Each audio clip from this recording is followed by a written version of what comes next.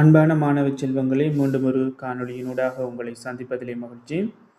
அந்த வகையிலே இன்றைய காணொளியிலே நாங்கள் வடமாகாண கல்வி திணைக்களத்தினால் நடாத்தப்பட்ட பயிற்சி பரீட்சை 4 11 தொடக்கம் 20 வரையான வினாக்களை இன்றைய காணொளியிலே நாங்கள் பார்க்க இருக்கின்றோம்.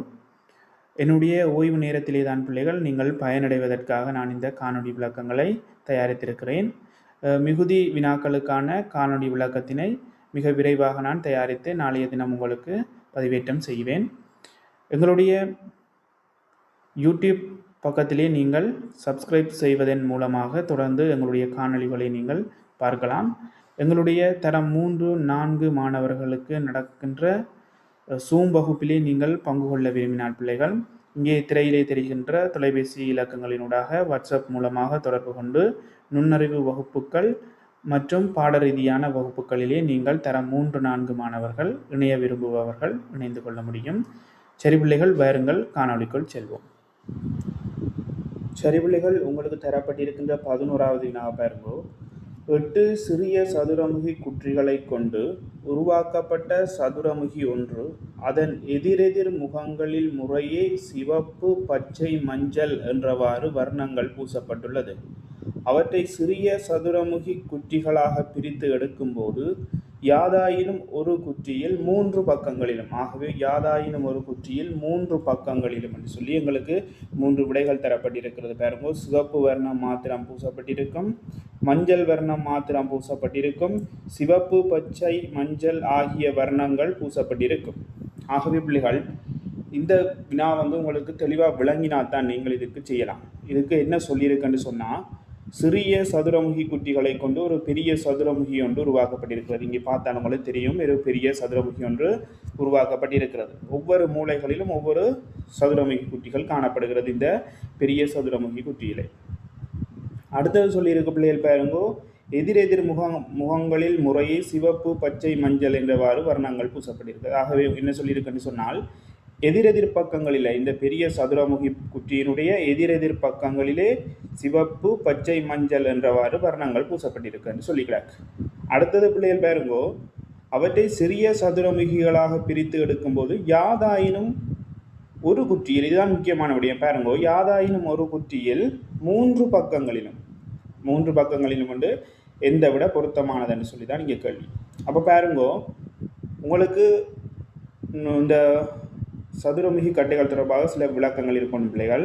சதுரமுகி கொட்டி ஒன்றுட ஒவ்வொரு எதிர்பக்கங்களுக்கும் எதிராக வர்ணங்கள் பூசப்பட்டிருக்குன்னு சொன்னால் உங்களுக்கு தெரியணும் 3 அயல் பக்கங்களில் இங்கே வர்ணங்கள் பூசப்பட்டிருக்கும். இங்கே பாருங்க, உதாரணமாக உங்களுக்கு ஈஸியாக செய்கிறதுக்காண்டி நான் இங்கே தெரிகின்ற இந்த 3 அயல் பக்கங்களிலும் வர்ணங்கள் பூசப்படுகின்ற மாதிரி செய்து காட்டுறேன்.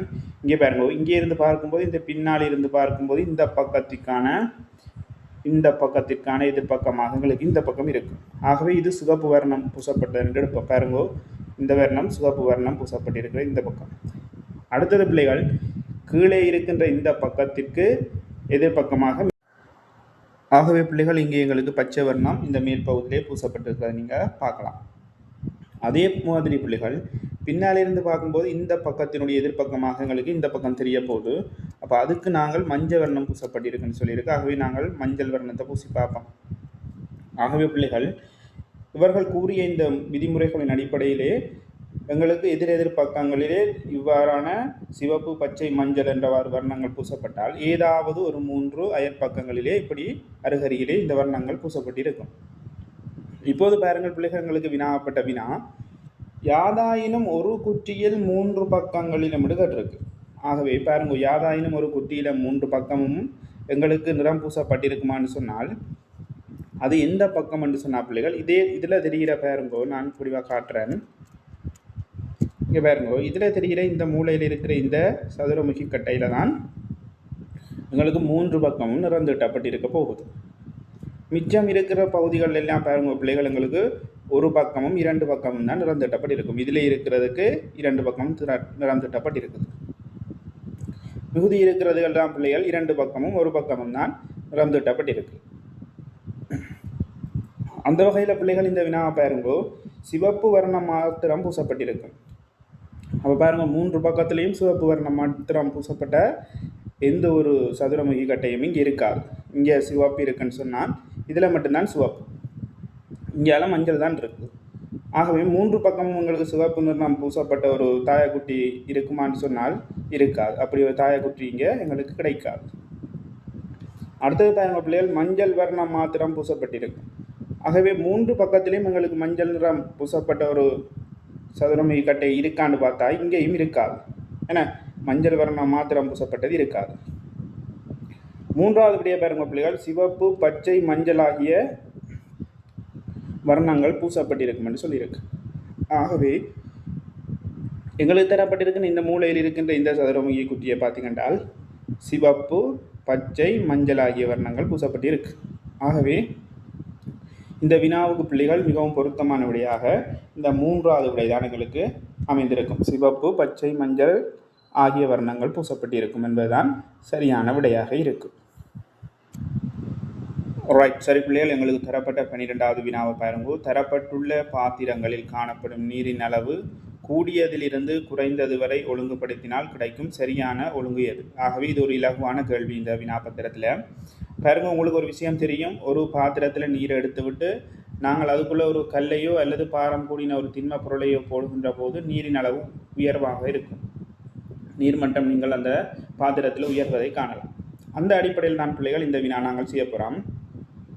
இங்கே பாருங்க பிள்ளைகள், இதிலே ஒரு பி பாத்திரத்தை அவதானித்தீர்கள் என்று சொன்னால் இந்த பி பாத்திரத்தில் பிள்ளைகள் எந்த விதமான ஒரு திண்ம பொருளையும் அங்கே உள்ளுக்கு போட இல்லை. இது உண்மையான நீர்மட்டமாக காணப்படும். இது அந்த பாத்திரத்தில் இருக்கின்ற உண்மையான நீர்மட்டமாக காணப்படும். மற்ற பாத்திரங்களை ஒப்பிடும் போது அதே அளவில் தான் இருக்கிறது, ஆனால் அதிலே திண்ம பொருட்கள் கற்கள் இடப்பட்டிருக்கிறது. ஆகவே இதிலே மிகவும் கூடிய நீர் இருக்கிற பாத்திரம் என்று சொன்னால் பிள்ளைகள் பியா தான் இருக்கும். ஏன்னா அடுத்தது பாருங்க பிள்ளைகள், சிறிய கல்லிடப்பட்ட பாத்திரத்தில் தான் பிள்ளைகள் பெரிய கல்லோடு ஒப்பிடும்போது அதிக அளவிலான நீர் காணப்படும்.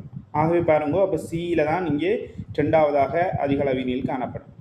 அடுத்தது பாருங்க பிள்ளைகள், ஏ பாத்திரத்தில் பெரிய கல்லொன்று இடப்பட்டிருக்கு, ஆனால் நீர்மட்டம் 3லும் சமனாகத்தான் இருக்குது. ஆகவே ஏ பாத்திரத்தில் இந்த 2 பாத்திரங்களோடு ஒப்பிடும்போது மிக குறைந்த அளவிலான நீர் தான் காணப்பட்டிருக்கும் உண்மையாகவே. ஆகவே இதுதான் பிள்ளைகள் கூடியதிலிருந்து குறைந்தது வரை ஒழுங்குபடுத்தினால் கிடைக்கும் சரியான ஒழுங்கு ஆக அமையும். பாருங்கோ, பிசிஏ என்ற விடை எங்கே இருக்குன்னு சொன்னால் 3வது விடையாக இருக்கிறது. ஆகவே வினாவுக்குரிய சரியான விடை பிள்ளைகள் 3வது பிசிஏ என்ற விடையாக இருக்கும். இது ஒரு இலகுவான வினா. சரி பிள்ளைகள், 13வது வினாவை பாருங்கோ. உருவில் உள்ள நெய்யரியில் இருக்கும் 3 வெற்றிடங்களிலும் இந்த 3 ஆகிய 3 உருக்களையும் ஒவ்வொரு சதுரங்களிலும் இட்டு நிரப்ப வேண்டும். அவ்வாறு ஒன்றிலிருந்து ஒன்று வேறுபட்ட எத்தனை விதங்களில் நிரப்பலாம்? இதுதான் கேள்வி. ஆகவே உங்களுக்கு தெரியணும், இந்த கேள்வி கேட்கப்பட்டிருக்குது பிள்ளைகள். இங்கே தரப்பட்டிருக்கின்ற இந்த 3 வெற்றிடங்களிலுமே நாங்கள் இந்த தரப்பட்டிருக்கின்ற இந்த உருவங்களை இட்டு நிரப்ப வேண்டும். அது எத்தனை வழிமுறைகளிலே நாங்கள் நிரப்பலாம் என்று சொல்லி தான் கேள்வி. உதாரணமாக பாருங்க பிள்ளைகள், நான் சொல்கிறேன். முதலாவது, நான் இந்த படத்தில் இந்த வட்டத்தில் இருக்கின்ற இந்த எரர் மார்க்க கீறினன் என்று சொன்னால், இதில் ஸ்டார் மார்க் கீறினன் என்று சொன்னால், இதில் இந்த முகத்தினுடைய அமைப்பு கீறினால் இது ஒரு முறையில் கீறலாம். அடுத்தது பிள்ளைகள், இதை ரெண்டும் மாற்றி கீறலாம். இங்கே பாருங்க, இந்த வட்டத்தை இங்கேயும் இந்த ஸ்டார் மார்க்கை இங்கேயும் கீறலாம், மாற்றி கீறலாம். அப்போ அது 2வது முறையாக இருக்குது. அதே மாதிரி பிள்ளைகள், இந்த வட்டத்தை நான் இதில் போட்டுட்டு இந்த ஸ்டார் மார்க்கை தூக்கி இதில் போடலாம். இது 3வது முறையாக இருக்கும். ஆகவே இப்படி எத்தனை வழிமுறைகளிலே எங்களுக்கு இந்த நெய்யரியை நிரப்ப முடியும் என்றுதான் கேள்வி. ஆகவே பிள்ளைகளுக்கு இதுக்கு ஒரு இலகுவான வழிமுறை இருக்கிறது. நாங்கள் இவ்வாறு கீறி கொண்டிருந்தால் எங்களுக்கு நேரம் போய்விடும். அதே போன்று எங்கேயாவது ஒரு இடத்துல நாங்கள் பிழை விடுவதற்கும் வாய்ப்பு இருக்கிறது. ஆகவே பிள்ளைகள், இவ்வாறு ஒன்றிலிருந்து ஒன்று வேறுபட்ட எத்தனை விதங்களில் நிரப்பலாம் என்று சொன்னால் நீங்கள் செய்ய வேண்டியது, இங்கே எத்தனை உருவங்கள் இருக்கின்றது என்று பாருங்கள். ஆகவே 3 உருவங்கள் இருக்கிறது. ஆகவே இந்த 3 உருக்களையும் தான் நாங்கள் ஒன்றிலிருந்து ஒன்று வேறுபட்ட முறைகளிலே மாற்ற வேண்டும். அவ்வாறு என்று சொன்னால் பிள்ளைகள், நாங்கள் 3 உருக்களையும் 3லிருந்து குறைந்து கொண்டு பெருக்க வேண்டும். இலக்கங்களை குறைத்து பெருக்க வேண்டும். பாருங்க, 3க்கு பிறகு 2 தர 2க்கு பிறகு 1. இவ்வளத்தையும் நாங்கள் பெருக்கி விட்டோம் என்று சொன்னால் பிள்ளைகள் எங்களுக்கு விட வேணும். பாருங்க, 2 6 6 6. ஆகவே நாங்கள் இவ்வாறு பெருக்கும்போது எங்களுக்கு 6 கிடைக்கிறது. ஆகவே நாங்கள் இந்த 3 உருக்களையும் ஒன்றிலிருந்து ஒன்று வேறுபட்ட இந்த 6 முறைகளிலே நாங்கள் இந்த நெய்யரியிலே நிரப்பக்கூடியதாக இருக்கும். ஆகவே இதற்கு சரியான விடையாக இந்த முதலாவது விடை இருக்கும். ஒருவேளை பிள்ளைகள் எங்களுக்கு இதில் 4 உருவங்களை தந்திருந்தால் நாங்கள் 4ல் இருந்து குறைத்து எழுத வேண்டுமா? 4 தர 3 தர 2 தர 1 என்று எழுதி பெருக்க வேண்டும். ஆனால் எங்களுக்கு இங்கே 3 உருக்கள் தான் தரப்பட்டிருக்கிறது. நாங்கள் 3ல் இருந்து எழுதினால் போதுமானது. சரி பிள்ளைகள், இந்த 13வது வினாவுக்கு மிகவும் சரியான விடையாக முதலாவது விடை காணப்படும். சரி பிள்ளைகள், எங்களுக்கு தரப்பட்ட 14வது வினா பாருங்கோ. அருகிலுள்ள உருவில் காட்டியவாறு அம்புக்குறி காட்டிய பாதை வழியே ஏயில் இருந்து பிக்கு செல்வதற்கு உயர்ந்தபட்சம் எத்தனை பாதைகள் உள்ளன? ஆகவே நாங்கள் இந்த ஏ என்ற இடத்திலிருந்து பி என்ற இடத்துக்கு போகணும். இந்த அம்புக்குறி வழியே போகும்போது எத்தனை பாதையினூடாக நாங்கள் இந்த பி என்ற இடத்தை சென்றடையலாம் என்றதான் கேள்வி. நான் உங்களுக்கு இந்த கேள்வி இலகுவாக செய்து காட்டுறதுக்காக இந்த படத்தை கொஞ்சம் பெருசாக இதில் காட்டியிருக்கிறேன் பாருங்கோ. ரைட், செய்து பார்ப்போம் வினாவை. முதலாவது அவதானிக்கோ பிள்ளைகள், இந்த ஏ என்ற இடத்துல பிக்கு வர போகிறோம். அம்புக்குறி வழியாகத்தான் நாங்கள் வர வேண்டும். பாருங்க, முதலாவது பாதையாக நாங்கள் இந்த பாதையிலிருந்து வருகிறது. இந்த பாதையிலிருந்து இவ்வாறு பிக்கு வரலாம். இது முதலாவது ஒரு வழிப்பாதையாக இருக்கும். அடுத்தது பாருங்க பிள்ளைகள், நாங்கள் இரண்டாவதாக இந்த பாதையினூடாக வந்து இந்த பாதையினூடாக வரலாம். இது எங்களுக்கு இரண்டாவது பாதையாக இருக்கும். அடுத்தது பாருங்க பிள்ளைகள், நாங்கள் இதே பாதையால் மீண்டும் வந்து இந்த பாதையினால் வந்து இந்த பாதையினால் வர முடியும். ஆகவே இது எங்களுக்கு மூன்றாவது பாதையாக இருக்கும். அடுத்தது பாருங்க பிள்ளைகள், எங்களுக்கு இந்த பாதையினூடாக வந்து மீண்டும் இந்த பாதையினூடாக வந்து மீண்டும் இந்த பாதையினூடாக வந்து இந்த பாதையினூடாக வரக்கூடியதாக இருக்கிறது. இது எங்களுக்கு நான்காவது வழியாக இருக்கும். அடுத்தது பாருங்க பிள்ளைகள், நாங்கள் இந்த பகுதியினூடாக வந்து இந்த பகுதியினூடாக வரக்கூடியதாக இருக்கும். ஆகவே எங்களுக்கு இது ஐந்தாவது பாதையாக இருக்கும். அடுத்தது பாருங்க பிள்ளைகள், எங்களுக்கு வேறு எங்கும் இருக்குன்னு சொன்னால் நீங்கள் பாருங்க, இதில் இருந்து இங்கே வந்து மீண்டும் இங்கிருந்து இங்கே வரக்கூடியதாக இருக்கும். ஆகவே எங்களுக்கு இது ஆறாவது பாதையாக இருக்கிறது. ஆகவே பிள்ளைகள், நாங்கள் இங்கே அம்புக்குறி வழியே இந்த ஏயிலிருந்து பிக்கு வரும்போது உயர்ந்தபட்சம் 6 பாதையினூடாக நாங்கள் இந்த பி என்ற இடத்துக்கு வரக்கூடியதாக இருக்கிறது. ஆகவே இந்த வினாவுக்கு பிள்ளைகள் சரியான விடையாக பாருங்கோ, இரண்டாவது விடையாக 6 என்பது மிகவும் பொருத்தமான விடையாக இருக்கும். சரி பிள்ளைகள், எங்களுக்கு தரப்பட்டிருக்கின்ற 15வது வினாவை பாருங்கோ. தரப்பட்ட அட்டை பெட்டியில் காட்டப்பட்டுள்ளவாறு 2 மீட்டர் விட்டம் கொண்ட துளை ஒன்று போடப்பட்டுள்ளது எனின் இப்பெட்டியில் இவ்வாறான எத்தனை துளைகளை போட முடியும்? ஆகவே பிள்ளைகள், எங்களுக்கு இங்கே இந்த ஒரு அட்டை பெட்டி ஒன்று தரப்பட்டிருக்கிறது. இதில் துளை போடப்பட்டிருக்கிறது. எங்களுக்கு இவ்வாறு இந்த 2 மீட்டர் விட்டம் கொண்ட இந்த வட்டத்தினுடைய விட்டம் கொண்ட எத்தனை துளைகளை இங்கே போட முடியும் என்பதுதான் வினா. ஆகவே பிள்ளைகள், இதுவும் ஒரு மிகவும் இலகுவான வினா. நாங்கள் இலகுவாக செய்யலாம் அப்படி என்று சொன்னார் பிள்ளைகள். முதலாவது பாருங்க பிள்ளைகள், எங்களுக்கு இங்கே துளையிட வேண்டிய வட்டத்தினுடைய விட்டம் எவ்வளவு என்று சொல்லி பார்க்க வேண்டும். எங்களுக்கு இங்கே 2 மீட்டர் விட்டம் அந்த வட்டத்தில் காணப்படுகிறது. நாங்கள் துளையிடப்பட வேண்டிய வட்டத்தின் விட்டம் 2 மீட்டராக காணப்படுகிறது. அடுத்ததாவது பிள்ளைகள், நாங்கள் பார்க்க வேண்டியது இங்கே தரப்பட்டிருக்கின்ற இந்த அட்டை பெட்டியினுடைய நீள அகலங்கள். ஆகவே பாருங்கள், எங்களுக்கு நீள அகலங்கள் 11ம் 20ம் என தரப்பட்டிருக்கு. இப்போது பிள்ளைகள், நாங்கள் செய்ய வேண்டியது பிள்ளைகள், எங்களுக்கு இங்கே தரப்பட்டிருக்கின்ற இந்த அட்டை பெட்டியில் இட வேண்டிய துளையினுடைய விட்டத்தின் அளவு இந்த அட்டை பெட்டியினுடைய நீள அகலங்களில் எத்தனை முறை இருக்கிறது என்று சொல்லி பார்க்க வேண்டும். உதாரணமாக பாருங்கோ, இங்கே பாருங்கோ, இந்த 11 மீட்டர் என்ற இந்த அளவிலே இந்த 2 மீட்டர்கள் எத்தனை இருக்கின்றன என பார்க்க வேண்டும். ஆகவே நாங்கள் அதற்கு 11ஐ 2னால் வகுக்க வேண்டும் பிள்ளைகள். அவ்வாறு வகுக்கும் போது எங்களுக்கு மீதி வந்தால் எங்களுக்கு மீதியை நாங்கள் கணக்கெடுக்க தேவையில்லை. நாங்கள் அந்த வருகின்ற மீதியை நாங்கள் பொருட்படுத்த தேவையில்லை. எங்களுக்கு வகுத்து வருகின்ற முழு விடையையும் நாங்கள் எடுத்துக்கொள்ள வேண்டும். ஆகவே பிள்ளைகள் பார்த்துக்கொள்ளுங்கோ, நாங்கள் 11 என்ற இலக்கத்தினை நாங்கள் 2னால் வகுத்தோம் என்று சொன்னால், ஏன் 2னால் வகுக்கின்றோம் என்று சொன்னால் பிள்ளைகள், இந்த வட்டத்தினுடைய விட்டத்தின் அளவு 2. ஆகவே 2னால் வகுக்கின்றோம். வகுக்கும்போது பாருங்கள், 5 10 எங்களுக்கு 1 மீதி வரும். 1 மீதி எங்களுக்கு தேவைப்படாது. அடுத்தது பிள்ளைகள், இந்த அகலத்தினுடைய அளவிலே இந்த விட்டத்தின் அளவு எத்தனை இருக்கின்றது என நாங்கள் பார்க்க வேண்டும். ஆகவே 20க்குள் எங்களுக்கு எத்தனை 2 இருக்கிறது என்று சொல்லி பார்த்தால் சரி. அவ்வாறு பார்க்கும்போது பாருங்கள் பிள்ளைகள், 10 20. ஆகவே 10 2கள் இந்த 20க்குள் 2 10 இருக்கிறது. ஆகவே பிள்ளைகள், நாங்கள் இனி இந்த வகுத்து வந்த இந்த 2 விடைகளையும் பெருக்கிவிட்டால் சரி. பாருங்கோ, 5ஐயும் 10ஐயும் பெருக்கினால் I10 50 இருக்கும். ஆகவே இந்த அட்டைப்பட்டியிலே பிள்ளைகள் இந்த 2 மீட்டர் விட்டம் கொண்ட 50 துளைகளை இட முடியும் என்பதுதான் சரியான விடை. ஆகவே பாருங்கோ 15வது வினாவுக்கு 50 என்ற விடயங்களுக்கு இரண்டாவதாக காணப்படுகிறது. ஆகவே நாங்கள் இரண்டாவது வினாவினை தெரிவு செய்ய வேண்டும். ஆகவே நன்றாக நினைவில் வைத்துக் கொள்ளுங்கள்.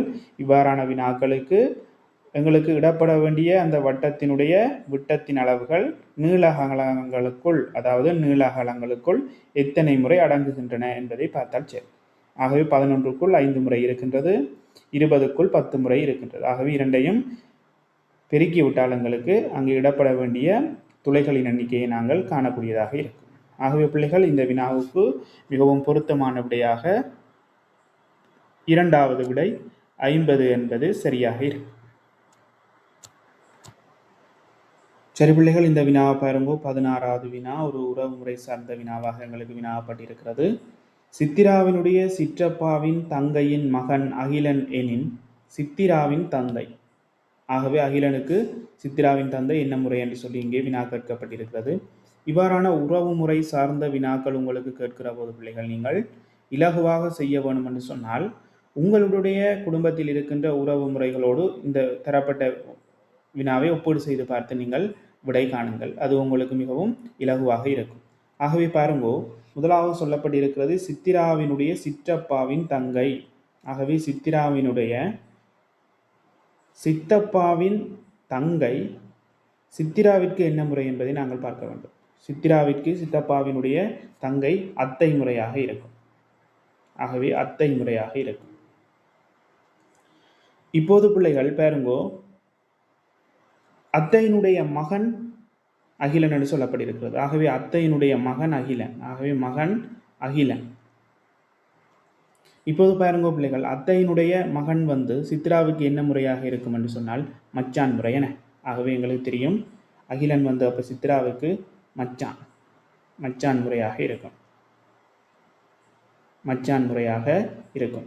இப்போது பிள்ளைகள், சித்திராவினுடைய தந்தை அகிலனுக்கு என்ன முறை என்று சொன்னால் இவர்கள் இருவரும் மச்சானும் மச்சாலும் என்று சொன்னால் சித்திராவினுடைய தந்தை அகிலனுக்கு நிச்சயமாக மாமா முறையாகத்தான் இருக்கும். ஆகவே பாருங்கோ, மாமா முறையாகத்தான் இருக்கும். யோசிச்சு பாருங்க.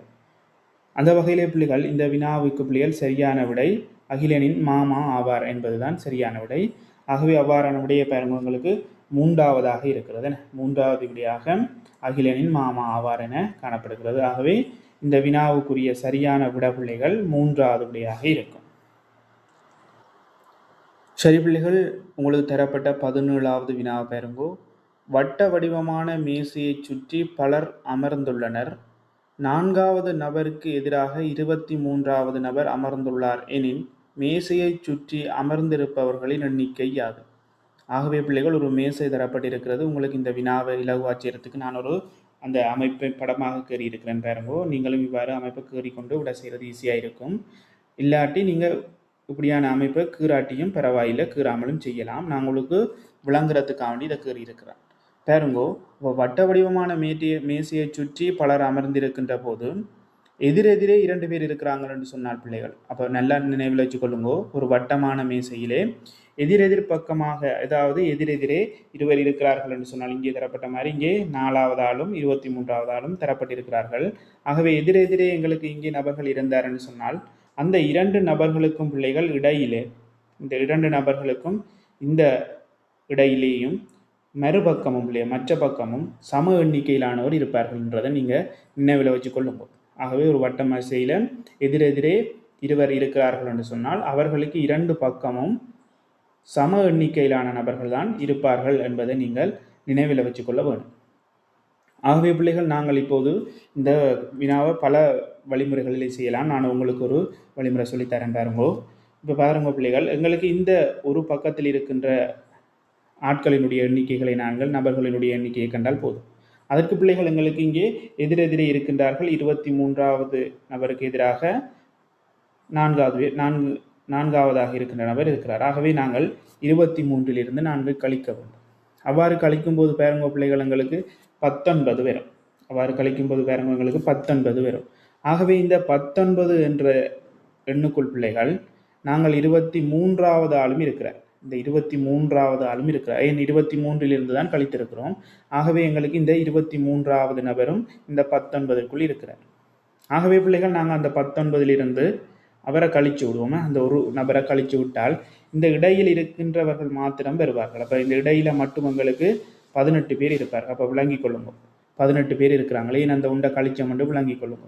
சரிதானே, 18 பேர் இருக்கிறார்கள். அதே மாதிரி பிள்ளைகள் இந்த இடையிலே உங்களுக்கு சொன்னால் எதிரெதிரே இருந்தால் 2 பக்கமும் சம எண்ணிக்கையிலானோர் இருப்பார்கள் என்று. ஆகவே இந்த பக்கத்திலேயும் எங்களுக்கு 18 பேர் தான் இருக்கும். இப்போ பாருங்க பிள்ளைகள், இந்த 2 நபர்களுக்கும் இடையிலே 18 பேர் இருக்கிறார்கள். அவ்வாறு 2 பக்கங்களிலும் இருக்கிறவர்களை நாங்கள் கூட்டினா பிள்ளைகள் 18ஐயும் கூட்டலாம், இல்லாட்டி பெருக்கலாம் 2ஆல். பாருங்க, 6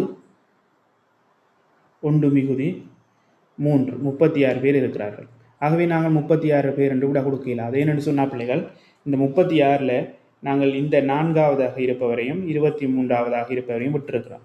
ஆகவே மீண்டும் நாங்கள் என்ன செய்யணும், இந்த இருவரையும் கூட்ட வேணும். ஆகவே இருவரையும் கூட்டி விட்டா பாருங்க, அந்த விட்ட 2 பேரையும் கூட்டினா 36 2 38ஆக இருக்கும். ஆகவே பிள்ளைகள், இந்த வட்ட மேசையை சுற்றி இருக்கின்ற மொத்த நபர்களினுடைய எண்ணிக்கையாக 38 இருக்கும். ஆகவே பாருங்க, இங்கே 17வது வினாவில் 38 விட 2வது விடையாக எங்களுக்கு தரப்பட்டிருக்கிறது. ஆகவே இந்த வினாவுக்கு மிகவும் பொருத்தமான விடையாக 2வது விடை 38 என்பது சரியாக இருக்கும். ஆகவே பிள்ளைகள், நீங்கள் விளங்கிக் கொள்ளுங்க. இது பல்வேறு வழிமுறைகளை செய்யலாம். நீங்கள் இந்த ஒரு வழிமுறையை பின்பற்றுங்கோ. ஏன் நாங்கள் அந்த ஒன்றை கழிக்கிறோம் என்று சொல்லி ஞாபகம் வச்சுக்கொள்ளுங்க. 23லிருந்து 4 கழிக்கும் போது 23லிருந்து தான் கழிக்கிறோம். ஆகவே இந்த 23வது நபர் அதுக்குள்ளே இருப்பார். ஏன்னா அந்த வகையிலே தான் நாங்கள் ஒன்றை கழிக்கின்றோம். சரி பிள்ளைகள், அப்போ 17வதுக்கு சரியான விடையாக 2வது விடை 38 என்பது பொருத்தமானதாக இருக்கும். ஆகவே நீங்கள் அதனை தெரிவு செய்து கொள்ள வேண்டும். சரி பிள்ளைகள், இங்கே தரப்பட்டிருக்கின்ற 18வது வினாவை பாருங்கோ. இது ஒரு தூரம் கதி தொடர்பான ஒரு வினாவாக இருக்கிறது. ஆகவே இந்த வினா பிள்ளைகள் உங்களுக்கு பெரிய ஒரு பந்தியாக தந்திருக்கிறதால நீங்கள் பயந்திருப்பீங்கள். ஆனால் இது ஒரு இலகுவான வினா பிள்ளைகள். பாருங்கோ, இது ஒரு மிகவும் இலகுவான வினா. நீங்கள் நல்லா நினைவில் வச்சுக்கொள்ளுங்கோ. இவ்வாறு உங்களுக்கு ஒரு பந்தியாக தரப்படுகின்ற வினா எல்லாம் ஒரு இலகுவான வினாவாகத்தான் இருக்கும். சரிதானே, நீங்கள் இவ்வாறான வினாக்களை கொண்டு பயப்படக்கூடாது. இது ஒரு மிகவும் இலகுவான வினாக்களாகத்தான் இவ்வாறு இந்த பந்தி வினாக்கள் அமைந்திருக்கும். அப்போ பாருங்கோ, உருவில் 1 கிலோமீட்டர் நீளமுடைய வட்ட வடிவமான ஓட்டப்பாதைகள் உள்ளன. ஆகவே என்னவாம், உருவில் 1 கிலோமீட்டர் நீளமுடைய 4 வட்ட வடிவமான ஓட்டப்பாதைகள் உள்ளன. ஓட்டப்பாதையில் ABCD எனும் 4 வீரர்கள் முறையே மணித்தியாலத்திற்கு 3 கிலோமீட்டர், 4 கிலோமீட்டர், 2 கிலோமீட்டர், 6 கிலோமீட்டர் எனும் வேகத்தில் ஓடுகின்றார்கள். முற்பகல் 6 மணிக்கு போட்டியை P என்ற இடத்தில் ஆரம்பித்தால் முற்பகல் 8 மணிக்கு A என்பவரும் C என்பவரும் சுற்றி வந்த முழு சுற்றுக்கள் எத்தனை? ஆகவே இதுதான் கேள்வி. அப்போ இது ஒரு ஈஸியான கேள்வி. அப்போ பாருங்க பிள்ளையால், எங்களுக்கு இங்கே கேட்கப்பட்டிருக்குது, இந்த A என்றவரும் C என்றவரும் சுற்றி வந்த மொத்த சுற்றுக்களினுடைய எண்ணிக்கை தான் கேட்டிருக்கு. ஆகவே நாங்கள் இங்கே பார்க்கணும். பாருங்க, எத்தனை மணிக்கு ஓட வலிக்கிட்டாங்க என்று சொன்னால் 6 மணிக்கு ஓட வலிக்கிட்டு இருக்கிறாங்க, 8 மணிக்கு ஓடி முடிச்சிருக்கிறாங்க. என்ன, ஆகவே பாருங்கோ, 6க்கும் 8க்கும் இடையிலான நேர இடைவெளியை பாருங்க. உங்களுக்கு 8லிருந்து 6 போனால் 2 மணித்தியாலம். ஆகவே 2 மணித்தியாலங்கள் தான் ஓடி இருக்கிறார்கள். உங்களுக்கு தெரியும், 2 மணித்தியாலங்கள் தான் ஓடி இருக்கிறார்கள். ஆகவே பிள்ளைகள் பாருங்க, அடுத்தது A என்பவர் ஒரு மணித்தியாலத்துக்கு எத்தனை கிலோமீட்டர் வேகத்திலே அவர் ஓடுகிறார் என்று சொல்லி பாருங்கோ. இங்கே பாருங்க, எங்களுக்கு முறையாக தந்திருக்கு A என்பவர் 3 கிலோமீட்டர் வேகத்தில் ஓடுறார். ஆகவே A 3 கிலோமீட்டர் வேகத்தில் ஓடுறார். 2 மணித்தியாலங்கள் என்று சொன்னால் 2ஆல் பெருக்க வேணும். என்ன, 2 மணித்தியாலங்கள் ஓடுறார். 1 மணித்தியாலத்துக்கு 3 கிலோமீட்டர் என்ற வேகத்தில் 2 மணித்தியாலம் ஓடி இருக்கிறார். ஆகவே பெருக்கி பார்த்தா பிள்ளைகள் 2 6. அடுத்தது பாருங்க பிள்ளைகள், எங்களுக்கு தரப்பட்டிருக்குது C என்பவரை பார்க்கணும். நாங்கள் எங்களுக்கு இங்கே நிறைய பேரை தந்திருக்கானா 2 பேருன்ற தான் கேட்டிருக்கு பாருங்க. அப்போ பாருங்க பிள்ளைகள், எங்களுக்கு C என்பவர் இங்கே இருக்கிறார். C என்பவர் பாருங்க எத்தனை கிலோமீட்டர் வேகத்தில் ஓடுறார் என்று சொன்னால் எங்களுக்கு 2 கிலோமீட்டர் வேகத்தில் தான் C என்பவர் ஓடுறார். ஆகவே பாருங்க, அவர் 1 மணித்தியாலத்துக்கு 2 கிலோமீட்டர் என்ற வேகத்தில் அவரும் 2 மணித்தியாலம் தான் ஓடுறார். ஆகவே இதை இரண்டையும் பெருக்கி விட்டால் எங்களுக்கு மொத்த சுற்று பேரும் பாருங்க 2 4. ஆகவே அவர் 4 சுற்றுக்கள் ஓடியிருப்பார். ஆகவே இப்போ பாருங்கள் பிள்ளைகள், ஏயும் சியும் மொத்தமாக ஓடிய சுற்றுக்கள் எத்தனை என்று கேட்டால் நாங்கள் கண்டு வச்சிருக்கிறோம் ஏ என்பவர் 6 சுற்று என்று சொல்லியும் சி என்பவர் 4 சுற்று என்று சொல்லியும். இப்போ பாருங்க ரெண்டையும் கூட்டினால் எங்களுக்கு மொத்தமாக 10 சுற்று தான் பிறப்பு. அப்போ பாருங்க பிள்ளைகள் இவ்வளோ பெரிய கேள்வியில் எவ்வளவு இலகுவாக செய்யக்கூடியதாக இருக்கின்றது. ஆகவே நீங்கள் இப்படியான கேள்வியை பார்த்து பயந்துடக்கூடாது. இப்படி எங்களுக்கு பந்தியாவார கேள்வி தான் மிகவும் இலகுவாக இருக்கும். ஆகவே பாருங்க பிள்ளைகள் 18ஆவதற்கு எங்களுக்கு சரியான விடை பிள்ளைகள் 10 சுற்றுக்கள். ஆகவே 10 சுற்று என்பது எங்கே இருக்குன்னு பாருங்கோ, இங்கே 2வது விடையாக இருக்கிறது. ஆகவே 2வது வினாதான் மிகவும் பொருத்தமான விடையாக இருக்கும். சரி பிள்ளைகள், உங்களுக்கு தரப்பட்டிருக்கிற 19வது வினாவை பாருங்கோ. 21 பாடசாலை நாட்களை கொண்ட ஜனவரி மாதம் ஒன்றில் 4 மாணவர்கள் பாடசாலைக்கு வருகை தராத நாட்களுக்கிடையிலான வித்தியாசம் அருகில் தரப்பட்டுள்ளது. இந்த நால்வரில் ஆரவ் பாடசாலைக்கு வருகை தந்த நாட்களின் எண்ணிக்கை 9 ஆகும். இதற்கேற்ப நிமலும் ஆரணியும் பாடசாலைக்கு வருகை தந்த மொத்த நாட்கள் எத்தனை? ஆகவே உங்களுக்கு இந்த கேள்வி விளங்கினா தாம்பிள்ளைகள் நீங்கள் ஈஸியாக செய்யலாம். என்ன சொல்லியிருக்குன்னு சொன்னால், இந்த கேள்வியில் 21 பாடசாலை நாட்களை கொண்ட ஒரு மாதத்தில் பிள்ளைகள் 4 மாணவர்கள் பாடசாலைக்கு வருகை தராத வடிவாக பார்க்கணும். வருகை தராத நாட்களுக்கு இடையிலான வித்தியாசம் தான் இங்கே தரப்பட்டிருக்குது. இந்த 4 பிள்ளைகள் ஆரவ் பாடசாலைக்கு வருகை தந்த நாட்களின் எண்ணிக்கை 9. ஆகவே பாருங்கோ, ஆரவ் பாடசாலைக்கு வருகை தந்த நாட்களின் எண்ணிக்கை 9 எங்களுக்கு தரப்பட்டிருக்கு. இதற்கேற்ப பிள்ளைகள் நாங்கள் நிமலும் ஆரணியும் பாடசாலைக்கு வருகை தந்த மொத்த நாட்கள் எத்தனை என்று சொல்லித்தான் இங்கே கண்டுபிடிக்க வேணும். அப்போ பாருங்க, முதலாவது எங்களுக்கு இங்கே தரப்பட்டிருக்கிறது பாடசாலைக்கு வருகை தராத நாட்களுடைய வித்தியாசம் தான் தரப்பட்டிருக்கு. ஆகவே பிள்ளைகள் இந்த வித்தியாசம் எப்படி என்று சொல்லிண்டா பாருங்கோ, கரனுக்கும் ஆரவுக்கும் இடையிலான வருகை தராத நாட்களுக்கு இடையிலான வித்தியாசம் 4. அதே மாதிரி பிள்ளைகள் நிமலுக்கும் கரனுக்கும் இடையிலான வித்தியாசம் 2. அடுத்தது பாருங்க பிள்ளைகள், ஆரணிக்கும் கரனுக்கும் இடையிலான வித்தியாசம் 5. இதுதான் பிள்ளைகள் இந்த தரப்பட்டிருக்கின்ற இந்த அமைப்பினுடைய கருத்து. சரிதானே? ரைட். இதை வச்சுக்கொண்டு நாங்கள் விடைய செய்வோம். முதலாவது பிள்ளைகள் எங்களுக்கு என்ன கண்டுபிடிக்கலாம் என்று சொன்னால், பாருங்கோ, ஆறாவது பாடசாலைக்கு வருகை தந்த நாட்களின் எண்ணிக்கை தரப்பட்டிருக்கிறது.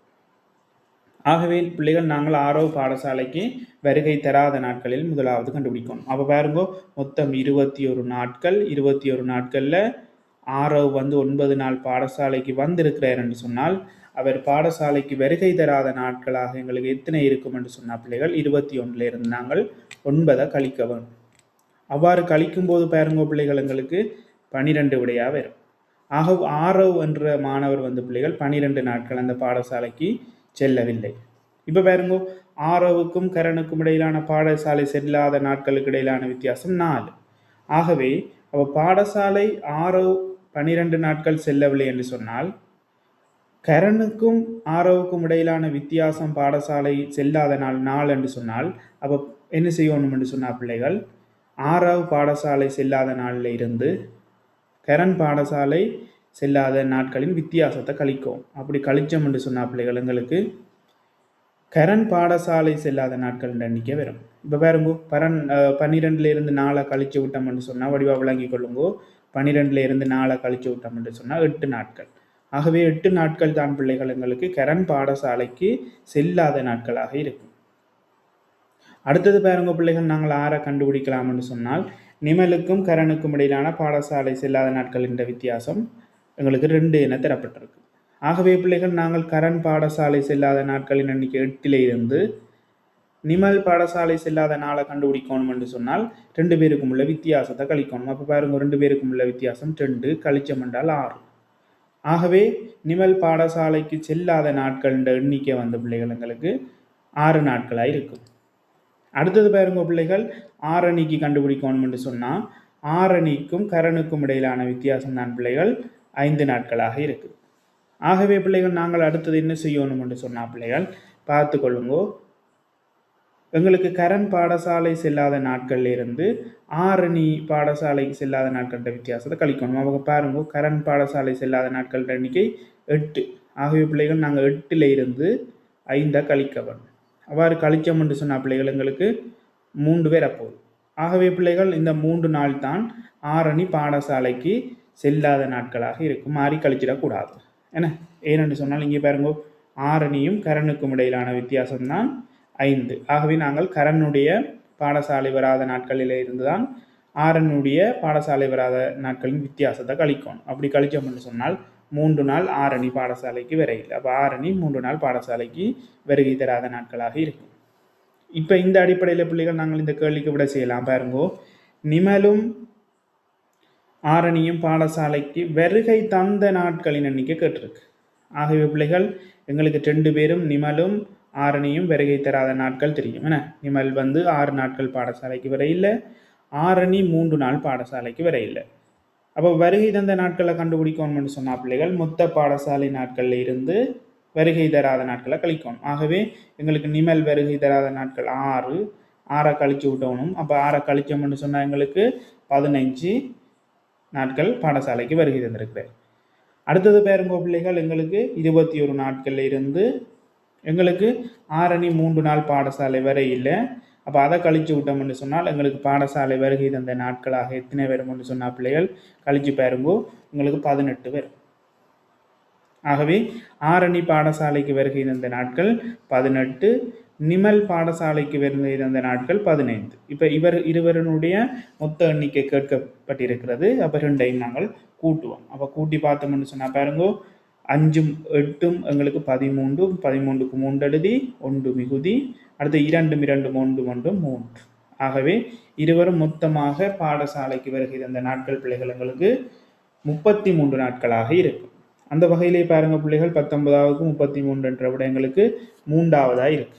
ஆகவே பிள்ளைகள் இந்த 19வது வினாவுக்கு மிகவும் பொருத்தமான விடையாக இந்த 3வது விடை 33 என்பது பொருத்தமாக இருக்கும். வடிவா இந்த கேள்விய பிள்ளைகள் கிரகிச்சு வாசிச்சிங்கள் என்றால் சிம்பிளா செய்யலாம். சரி பிள்ளைகள், உங்களுக்கு தரப்பட்டிருக்கிற 20வது வினாவை பாருங்கோ. அருகே தரப்பட்டுள்ளவாறு சம நீளமுள்ள கம்பித்துண்டுகள் மற்றும் மாபிள்களை பயன்படுத்தி இவ்வுரு அமைக்கப்பட்டுள்ளது. இக்கம்பித்துண்டுகள் மற்றும் மாபிள்களை பயன்படுத்தி இம்முறையிலான எத்தனை தனி வடிவங்களை உருவாக்கலாம்? ஆகவே இந்த அமைப்பு கொண்ட எத்தனை உருவங்களை இதில் எங்களுக்கு உருவாக்கலாம் என்று சொல்கிறதான் கேள்வி. ஆகவே உங்களுக்கு இலகுவாக செய்து காட்டுறதுக்கு நான் இங்கே கீழே அந்த உருவத்தை தந்திருக்கிறேன் பிள்ளைகள், அவதானிச்சு கொள்ளுங்கோ. அப்போ முதலாவது வடிவாக கேள்வியை வாசித்தா தான் முன்னறிவு கேள்வி எதுவாக இருந்தாலும் ஈஸியாக செய்யலாம். அப்போ என்ன சொல்லியிருக்குன்னு சொன்னால், இங்கே எங்களுக்கு கம்பி துண்டுகள் மாபிள்களை பயன்படுத்தி செய்யப்பட்ட இந்த உருவை நாங்கள் இவ்வாறான அமைப்பு கொண்ட வடிவங்களாக உருவாக்க வேணும். அப்படி எத்தனை உருவங்களை நாங்கள் வடிவங்களை உருவாக்கலாம் என்று சொல்கிறது தான் இந்த கேள்வி. அப்போ பாருங்கோ நாங்கள் எப்படி செய்கிறோம்னு சொல்லி இந்த வினாவை எப்படி செய்யலாம்னு பாருங்கோ. எங்களுக்கு பாருங்கோ பிள்ளைகள், நாங்கள் இதை உலகத்தையும் கலட்டி எடுக்கலாம். உலகத்தையும் கலட்டி எடுத்தால் இந்த உருவத்திலிருந்து இது ஒரு அமைப்பாக வந்துடும். அடுத்தது பாருங்க பிள்ளைகள், நாங்கள் இதை கலட்டி எடுக்கலாது. இங்கே பாருங்க, இதை நாங்கள் கலட்டி எடுக்கலாம். ஏனென்று சொன்னால் இதில் இருக்கிற அந்த 2 மாவல் துண்டுகளும் முதலாவதுக்கு போயிட்டு, ஆகவே நாங்கள் அதை எடுக்க முடியாது. ஆகவே பிள்ளைகள் பாருங்கோ, நாங்கள் இதை உண்டா எடுக்கலாம். அடுத்து பாருங்க, இதை விட்டு இதை 2வது துண்டா உருவாக்கலாம். இதை 2வது துண்டா உருவாக்கலாம், இதை முதலாவது துண்டா உருவாக்கலாம். அடுத்தது பாருங்க பிள்ளைகள், இதை எடுக்கலாது. இதை நாங்கள் பாருங்க பிள்ளைகள் 3வது துண்டாக உருவாக்கலாம். இங்கே பாருங்க 3வது துண்டாக இதை உருவாக்கலாம். இதை உருவாக்கல, அது என்னென்னு சொன்னால் இதில் மாவல் போயிட்டு. அடுத்தது பாருங்க பிள்ளைகள், இதை நாங்கள் 4வது துண்டை உருவாக்கலாம். அப்போ பாருங்க பிள்ளைகள், நாங்கள் இப்போ 4 துண்டு உருவாக்கிட்டோம். அடுத்தது பாருங்க, எங்களுக்கு இவ்வளவு துண்டும் மிஞ்சு, இப்போ இவ்வளவு துண்டும் எங்களுக்கு போயிட்டுதுன்னு சொன்னால் மிகுதி இருக்கிற பகுதியை பாருங்க பிள்ளைகள், இந்த பகுதியும் இந்த பகுதியும் தான் எங்களுக்கு மிகுதியாக இருக்கு. ஆகவே பாருங்க பிள்ளைகள், இந்த 2 துண்டையும் இந்த 2 துண்டையும் இணைச்சி நாங்கள் ஒரு துண்டை உருவாக்கலாம். அதே மாதிரி பிள்ளைகள், இந்த 2 துண்டையும் இந்த 2 துண்டையும் உருவாக்கி இணைத்து இன்னும் ஒரு 2வது துண்டை நாங்கள் உருவாக்கலாம். ஆகவே நாங்கள் இவ்வளத்தையும் இப்போ எடுத்துட்டோம். அப்போ பாருங்க, மிச்சம் 1 தான் இருக்குது. இவரை வச்சு நாங்கள் வேறு துண்டுகள் அவங்க சொன்ன இந்த அமைப்பில் எங்களுக்கு உருவாக்க முடியாது. ஆகவே பாருங்க, இங்கே 4, நாங்கள் இங்கே 2 துண்டு உருவாக்கி இருக்கிறோம். ஆகவே மொத்தம் பிள்ளைகள் நாங்கள் 6 துண்டுகளை அவர்கள் சொன்ன இந்த வடிவத்திலே நாங்கள் இங்கே உருவாக்கக்கூடியதாக இருக்கும். அப்போ பாருங்க பிள்ளைகள், எங்களுக்கு 20வது தந்த வினாவுக்கு 6 என்ற விடை முதலாவதாகவே தரப்பட்டிருக்கிறது. ஆகவே 20வது பிள்ளைகள் பொருத்தமான விடையாக முதலாவது விடை 6 என்பது சரியாக இருக்கும். ஆகவே நாங்கள் அதனை தெரிவு செய்து கொள்ள. சரி பிள்ளைகள், இன்றைய தினம் நாங்கள் 11 தொடக்கம் 20 வரையான வினாக்களுக்கான விளக்கங்களையும் விடைகளையும் பார்த்திருக்கின்றோம். மிகுதி வினாக்களுக்கான விளக்கங்களும் விடைகளும் நாளைய தினம் பதிவேற்றம் செய்யப்படும் மாணவர்களுக்காக. அன்பு மாணவ செல்வங்களே, இன்று நான் விளங்கப்படுத்திய இந்த வினாக்களில் ஏதேனும் சந்தேகங்கள் காணப்பட்டால் இங்கே கொமெண்ட் பகுதியின் மூலமாக தெரிவியுங்கள். அடுத்த காணொளியிலே நான் அதனை நிவர்த்தி செய்து வேறொரு காணொளி உங்களுக்கு பதிவேற்றம் செய்கின்றேன். நன்றி.